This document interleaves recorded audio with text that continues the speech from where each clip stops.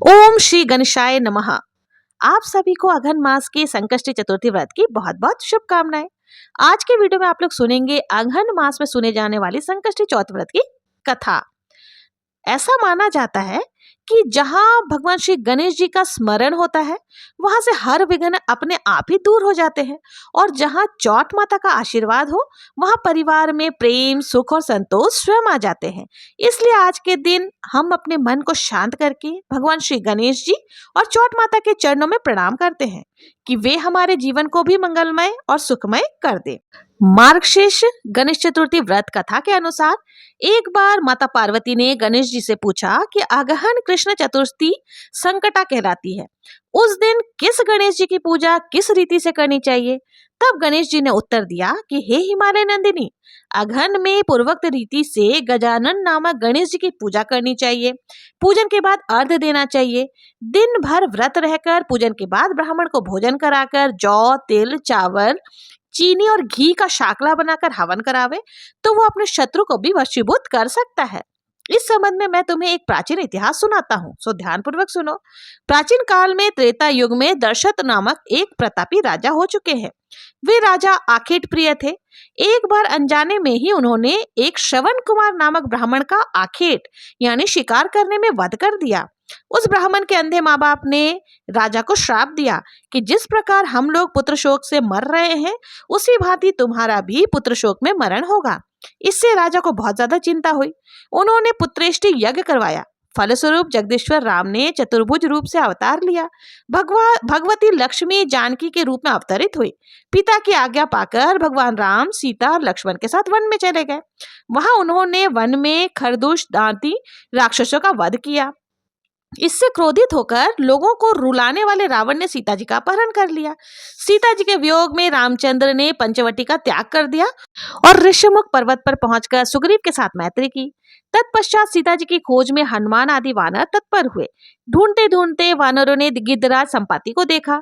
इन वानरों को देखकर संपाति ने पूछा कि तुम लोग कौन हो, इस वन में कैसे आए हो, तुम्हें किसने भेजा है, यहाँ पर तुम्हारा आना किस कारण से हुआ है। संपत्ति की बात सुनकर वानरों ने उत्तर दिया कि भगवान विष्णु के अवतार दशरथ नंदन राम जी और लक्ष्मण जी सीता जी के साथ दंडक वन में आए हुए हैं। वहां पर उनकी पत्नी सीता जी का अपहरण कर लिया गया। हे मित्र, इस बात को हम लोग नहीं जानते हैं। उनकी बात सुनकर संपत्ति ने कहा कि तुम सब रामचंद्र के सेवक होने के नाते हमारे भी मित्र हो। जानकी जी का जिसने हरण किया है और वो जिस स्थान पर है वो मुझे मालूम है। सीता जी के लिए मेरा छोटा भाई जटायु अपने प्राण गंवा चुका है। श्री रामचंद्र के चरण कमल का स्मरण कर हमारे भाई ने अपना शरीर त्यागा है। यहाँ से थोड़ी ही दूर पर समुद्र है और समुद्र के उस पार में राक्षस नगरी है। वहां अशोक के वृक्ष के नीचे सीता जी बैठी हुई है। आप लोग देखिए, रावण द्वारा अपहरित सीता जी अभी भी मुझे दिखाई पड़ रही हैं। मैं आपसे सत्य कह रहा हूँ कि सभी वानरों में हनुमान जी अत्यंत पराक्रमशाली हैं, अतः उन्हें वहां जाना चाहिए। केवल हनुमान जी ही अपने पराक्रम से समुद्र लंघन कर सकते हैं, अन्य कोई भी इस कार्य में समर्थ नहीं है। संपत्ति की बात सुनकर हनुमान जी ने पूछा, हे संपत्ति, दुस्तर समुद्र को मैं किस प्रकार पार कर सकता हूँ। हमारे जब वानर उस पार जाने में असमर्थ हैं तो मैं ही अकेला कैसे पार कर सकता हूँ। हनुमान जी की बात सुनकर संपाति ने उत्तर दिया कि हे मित्र, आप संकट नाशक गणेश चतुर्थी का व्रत कीजिए। उस व्रत के प्रभाव से आप समुद्र को क्षण मात्र में पार कर सकते हैं। संपाति के आदर्श के अनुसार संकष्टी चतुर्थी के उत्तम व्रत को हनुमान जी ने किया। हे देवी, इसके प्रभाव से वो क्षण भर में समुद्र को लांग गए। इस लोक में इसके समान सुखदायक दूसरा कोई व्रत नहीं है। देवी पार्वती को मार्गशीर्ष कृष्ण पक्ष की संकष्टी चतुर्थी का महत्व बताकर गणपति भगवान जी मौन हो गए। भगवान श्री कृष्ण ये सारा वृतांत धर्मराज युधिष्ठिर को सुना रहे हैं। धर्मराज युधिष्ठिर से भगवान कहते हैं, हे युधिष्ठिर, अब आप भी इस व्रत को किया करें। इस व्रत के प्रभाव से आप क्षण भर में ही अपने शत्रुओं को जीतकर संपूर्ण राज्य के अधिकारी बनेंगे। भगवान श्री कृष्ण के वचन सुनकर तब धर्मराज युधिष्ठिर ने भी गणेश चतुर्थी का व्रत किया और इस व्रत के पुण्य प्रभाव से वे अपने शत्रुओं को जीतकर राज्य के अधिकारी बन गए। गणेश चतुर्थी की तिथि पर स्नान के बाद सोने, चांदी, तांबे, पीतल या मिट्टी से बने गणेश भगवान जी की मूर्ति की स्थापना करनी चाहिए। गणेश जी को स्नान कराने के बाद, जनेऊ आदि धारण कराने के बाद उनकी पूजन करनी चाहिए। तो ये थी संकष्टी चतुर्थी व्रत की कथा। अब आइए सुन लेते हैं चौठ माता की कथा। एक बार की बात है, एक नगर में एक बूढ़ी माँ रहती थी। वो अपने बेटे को हर संकट से बचाने के लिए 12 महीने के चौठ का व्रत किया करती थी। हर चौठ के व्रत में पंसारी से थोड़ा सा गुड़ और घी लाकर 4 लड्डू बनाती, एक बेटे को देती, एक से पूजा करती, एक हथकार के लिए निकालती और एक चंद्रमा उगने के बाद खुद खा लेती। एक बार उसका बेटा ताई से मिलने के लिए गया। उस दिन चौठ का दिन था। ताई ने भी व्रत रखा था। उसने ताई से पूछा कि माँ तो 12 महीने का चौठ करती है। तब ताई बोली, तेरी माँ तेरी कमाई से तरमल खाने के लिए 12 महीने का चौठ करती है। तू परदेश जाए तो वो एक भी चौठ नहीं करेगी। लड़के को लगा ताई सच कह रही है, उसकी बातों में वो आ गया।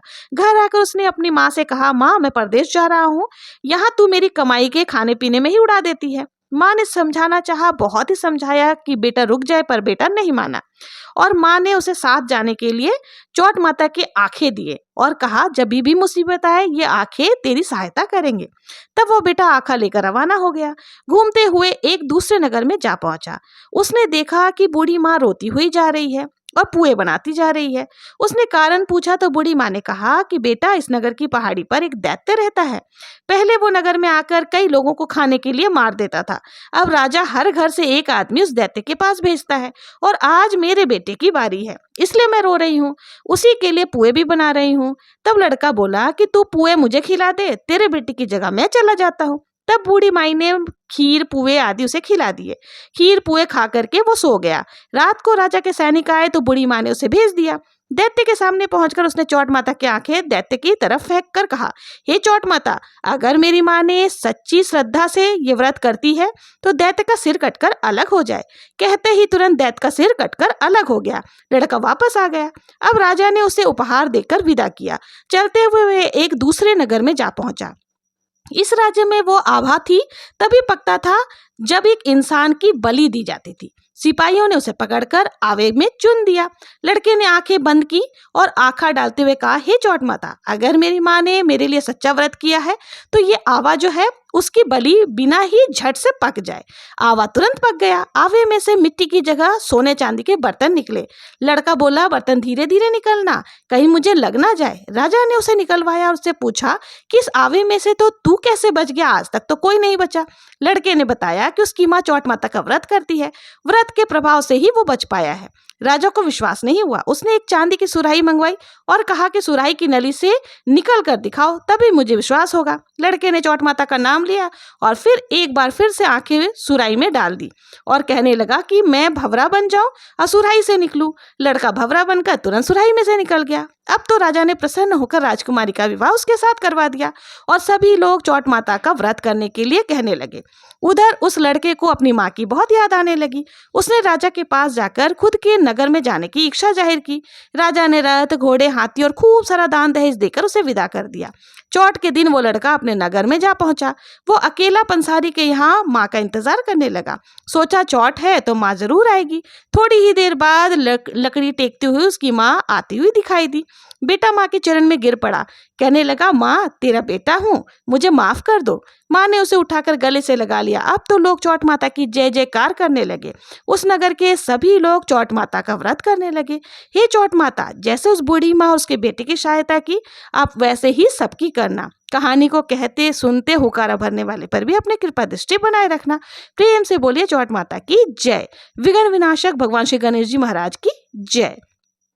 आप लोगों को ये गणेश जी की कथा और चौठ माता की कथा कैसी लगी? अगर अच्छी लगी हो, जरा भी उपयोगी लगी हो तो प्लीज मेरे चैनल को अगर सब्सक्राइब नहीं किया है सब्सक्राइब करें, लाइक करें और ज्यादा से ज्यादा शेयर जरूर से करें। मिलते हैं नेक्स्ट वीडियो में किसी और व्रत कथा के साथ। तब तक के लिए ओम गण गणपतये नमः।